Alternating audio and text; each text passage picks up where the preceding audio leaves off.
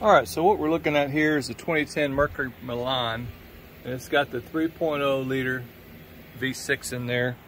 And this motor and combination is in lots of cars, so this will cover quite a few things. And what I'm doing is I'm popping that alternator out there, and this is what it looks like with the fan out. Okay, I've got the fan off, and this is the fan right here. All right, so this is what the fan looks like when it's installed in the car. And I know it's not installed now, just relax. But you'll need to unplug this plug here, and it has a couple of click ends on each side, and I'll show that in a minute how to press those. The problem with this fan right here is all the things that are attached. There's a thing attached here, there's a hose attached there, and then across the bottom, I'll show in a minute, I'll show you. See, there's a place right there, and there's a place there, and there's a spot there, there's a spot here, there's a spot here. All that junk's holding this fan in here. So what you'll see down here is this lower hose, and this is the perfect time to change this hose because you have access to it.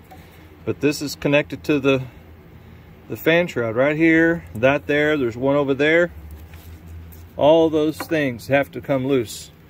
And then this upper radiator hose, where is that thing at?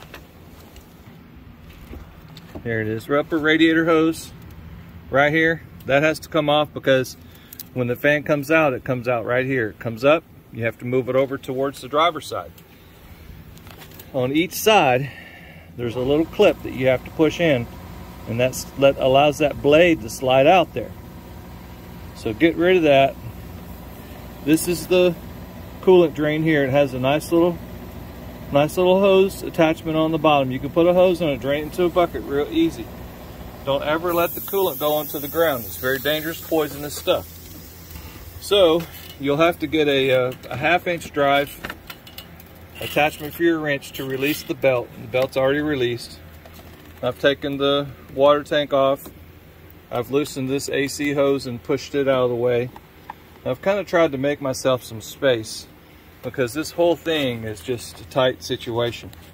So I'm going to put the camera down here so you can see what things look like, if I could get it. Now right there is a little brown plug, a little brown connector. And that connector sits on the head, not the head, sorry, it sits on the stud, okay? And that stud bolts on to one of the bolts on the bottom of the alternator. You'll have to pop that loose. It's going to be a task, okay? It's not an impossible task, but it's going to be a job. There's another bolt over here somewhere. I can't get it in the camera view, but there's another studded nut assembly on that side. And of course, there's the one on top. You've got a 13 millimeter here. And of course, the plug that plugs it in. Oh, I pushed it to the side. Anyway, the plug that plugs it in, I mean, of course, it's like all plugs that sat for a long time. It's going to be tricky to get out. So, but one of the things that I want to concentrate on is that little tan guy. I don't know if you can see it, but it's way down there. And the way I got it out is I got it out removed, was this real long bar. Okay, and so I stuck that sucker way down in there like this. If you could see that. It's hard to see, I know, but the head of that little tan doodad is right there. That's it. Well, it's already fell off. Sorry, already fell off. Already had loose. But you might have to get a mirror down there and look around. So let me get a few more things taken off of this, and we'll get it loose, and I'll take you along for a little bit of it. All right, so I've got my camera set up here where you can see the bolts, at least 2 of them. Now here's the bolt on the top for the alternator, and then the bottom one, I think I can touch it with my finger.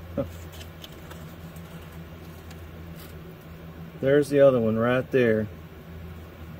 Yeah, right there, touch it with my finger. All right, so those are the 2 of the bolts we need to take out. There's a 3rd bolt on the other side. I don't know if I'll be able to get any of that in the video or not, but I've just got this thing on there so that we can have a look. A lot of people complain on my videos saying they want to see a step-by-step, and a step-by-step video is like 30 minutes long. So the notes in the beginning will get you what you need to do. And this part right here is for the people that want to sit and watch things happen. So just get your popcorn out and tag along. Alright, so I've got my socket on there, and of course my hand's in the way. But got the socket on there. About to give it a good crank over. Oh, I had it on there.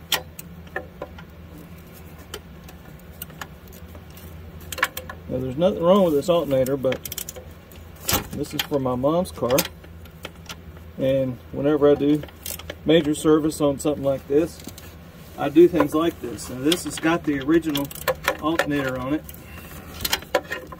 Alright, so we've got it loose. So I don't need that long tool anymore. I just need that long tool for all the leverage.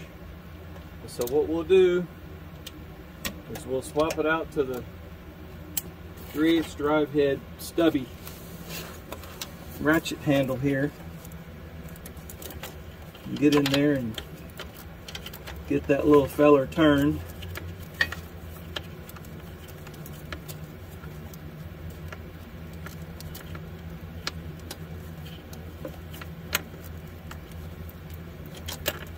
And now it's finger turning now. So now I'm doing all this blind. Okay, I'm just reaching down here with my hand and doing that. So count yourself lucky you get a front row seat. So alright, so there it is. There's that bolt. I don't even know if you can see it, but there it is. The nut. I say bolt, but that's one of the nuts. So there's another one on the other side. It's got the same kind of setup.